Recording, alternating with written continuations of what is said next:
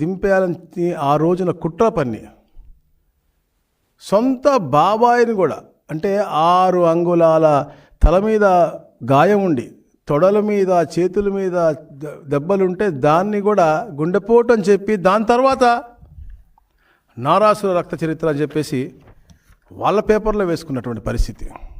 సిబిఐకి ఇవ్వాలి అన్నారు. 2019లో వాళ్ళు వచ్చిన తర్వాత సిబిఐ గురించి ఊసేయలేదు, సిబిఐ గురించి మాట్లాడలేదు.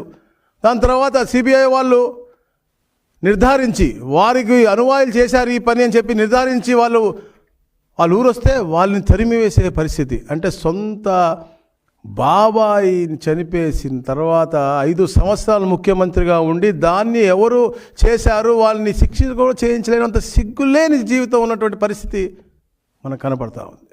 అలాగే పింక్ డైమండ్ చెప్పేసి కోర్టులో ఎఫిడవిట్లు వేశారు. పింక్ డైమండ్ అనేది అసలు లేదు అని చెప్పి వాళ్ళ నాయకులే చెప్పారు.